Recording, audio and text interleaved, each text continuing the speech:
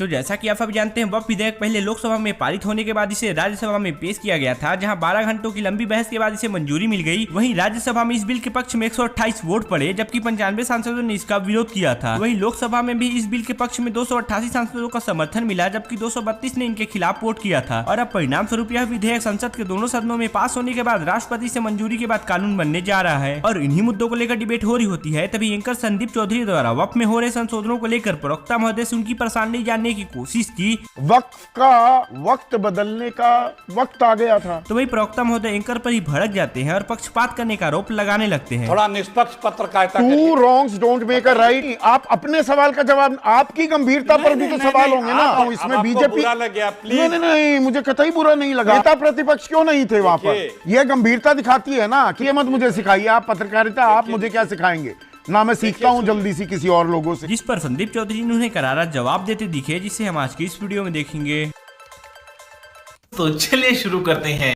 अखिलेश प्रताप सिंह, वक्फ का वक्त बदलने का वक्त आ गया था, तो इसमें परेशानी क्या? हर चीज वक्त के साथ कुछ कुछ नई जरूरतें पैदा होती हैं या समझ में आता है यहां पर दिक्कतें हैं, उनको दुरुस्त किया जा रहा है, तो इतनी परेशानी क्यों? देखिए, बात सही है, ये परेशानी आपको है। आप खामखा बीजेपी के लोगों और बीजेपी के अलायंस पार्टनर के ऊपर आरोप लगा रहे हैं। भाई इको कर रहे, मेरी आवाज़ ठीक कर दिए।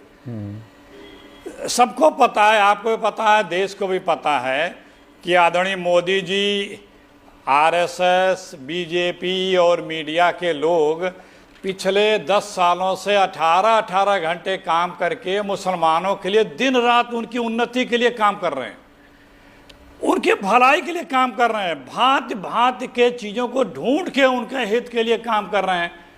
और उसी चीज़ों से प्रभावित होकर के उनके 4 पार्टनर जो हैं, नीतीश जी, नायडू जी, पासवान जी और जैन जी, अब वो लोग समझ गए कि भलाई इसी में है, तो साथ दे रहे हैं। आप उनके लेग पुलिंग कर रहे हैं। आप अभी भी नहीं समझ पा रहे हैं। इतना मदद करते हैं, दिल से चाहते हैं माइनॉरिटीज के। आपने गिनाया तो कि मदद तो आप भी तो करते हैं। एक मिनट, नहीं अखिलेश जी, आप इतने वरिष्ठ हैं, मदद तो आप भी करते हैं। मुझे ये बताइए, जब ये अगर इतना जरूरी, इतना गंभीर मसला है जैसा आप बना रहे हैं, एक मिनट सुनिए ना प्लीज। लोकसभा में कल 12 बजे पेश किया किरण रिजिजू ने ये विधेयक। नेता प्रतिपक्ष, कैबिनेट मंत्री का दर्जा होता है, वो 12:45 पे आते हैं, लंच तक बैठते हैं घंटा भर बमुश्किल, और उसके बाद शाम को 6:05 पे 6:05 पर याद आता है राहुल गांधी को कि संसद में भी बैठना है। ये आपकी गंभीरता पर भी तो सवाल है ना।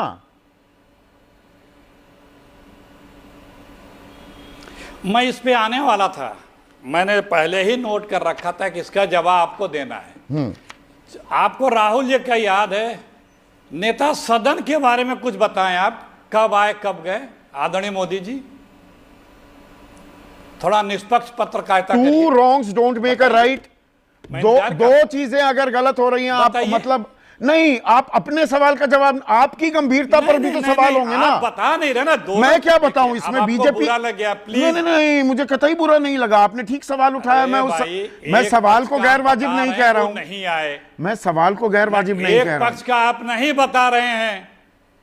नहीं, तो आप दूसरे की बोलने दीजिए। दूसरे की कम नहीं, मुझे, मैं बताने के लिए क्यों बैठा हूं? मैं कह रहा हूं आपका सवाल गैर वाजिब नहीं है, पर मेरे सवाल का जवाब दीजिए ना। बताइए। दूसरे पर सवाल उठकर आप जवाब दे रहे हैं, ये जवाब हो गया क्या? नेता प्रतिपक्ष क्यों नहीं थे वहां पर? यह गंभीरता दिखाती है ना, कितने गंभीर हैं आप इस मसले पर। हाँ, वही तो मैं भी पूछ रहा हूँ, नेता सदन क्यों नहीं थे? नेता प्रतिपक्ष, वो तो आप कह ही रहे हैं कि वो गंभीर नहीं है, पर आप अपनी गंभीरता के बारे में बताइए ना। नहीं दे रही है। हाँ, नहीं, सुनिए। हाँ, बताइए ना। पहले पीसीआर को बोलिए मेरी आवाज ठीक करे। अरे भाई, पीसीआर ठीक करिए ना आवाज को। नेता प्रतिपक्ष के पास कई और भी काम, कई और भी कमेटी मीटिंग है, लेकिन मैक्सिमम टाइम वो थे। शाम को आए तो कब तक थे ये आपने नहीं बताया। शाम को जब आए तो कब तक थे ये आपने नहीं बताया। क्योंकि वो आपको बताने से आपका जो प्रश्न चिन्ह है वो हल्का हो जाएगा। अच्छा, हल्का हो जाएगा। आप मोदी दूसरा जी प्रश्न कितने भी समय बता से ये देता हूं आप ना, नहीं रुकिए बताएंगे। ना अखिलेश भाई। आपका जो ये शशि आपका जो थरूर तरीका आपके है, वरिष्ठ प्रश्न सांसद विपक्ष है से। ना। नहीं, मैं सबसे सवाल पूछता हूं, ये मत मुझे सिखाइए। आप पत्रकारिता, आप मुझे क्या सिखाएंगे ना। मैं सीखता हूं जल्दी से किसी और लोगों से। शशि थरूर, एक मिनट सुनिए ना। शशि थरूर कह रहे हैं बिल में 2-3 चीजें ऐसी हैं जिसकी मांग केरल में हो रही थी, हालांकि हमें कुछ प्रावधानों पर ऐतराज है। मतलब कुछ चीजें सही हो रही हैं, शशि थरूर कह रहे हैं। और आपको मैं सिखाने वाला कोई नहीं हूं, बस आपको आपकी चीज ही आईना के रूप में बता रहा था कि आपने एक पक्ष का तो उदाहरण बढ़ चढ़ के ले लेते हैं और दूसरे के बारे में बताने में मुंह में दही जम जाती है। ये दही दुई, ये जो शब्द अभी 2 मिनट पहले आप तारीफ कर रहे थे कि आपने बहुत मौज ले ली, बाकी सारे नीतीश नायडू इन सब की पार्टी के प्रवक्ताओं की। एक चीज कंसिस्टेंटली कहिए, चीटिंग करता है तो। हाँ सुनिए, अब सुनिए, देखिए चक्कर क्या है चौधरी साहब, ये जो बीजेपी है ना, इसके 2 मालिक हैं, एक गुजरात वाला, एक नागपुर वाला है। ये बिल वही बनते हैं, मैक्सिमम बिल वही बताते हैं क्या बिल बनना है, क्या कानून बनना है, वही उसकी रचना करते हैं, चाहे कृषि बिल लीजिए, चाहे कौन लीजिए, और वो उन्हीं को सब कुछ चाहिए।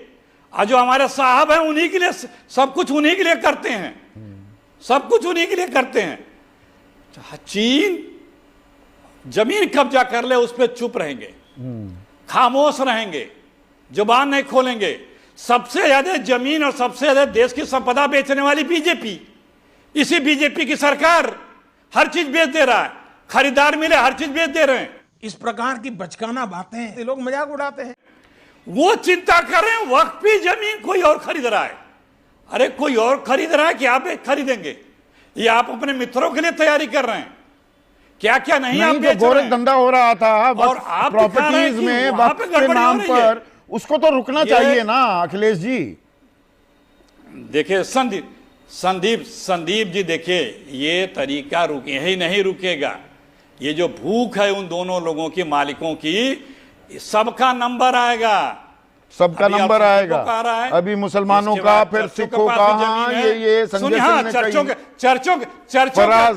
के पास भी जमीन है, मंदिरों के पास भी जमीन है। सुन तो लीजिए, सुनिए पूरी। हाँ, पूरी बात करिए, बोलिए। के पास भी जमीन है, चर्चों के पास भी जमीन है, मठों के पास भी जमीन है, जैन बौद्ध मठों के पास भी जमीन है, फिर दलितों के पास भी जो जमीन अलाट की गई है, दी है सरकार के द्वारा, सब पे आएगा।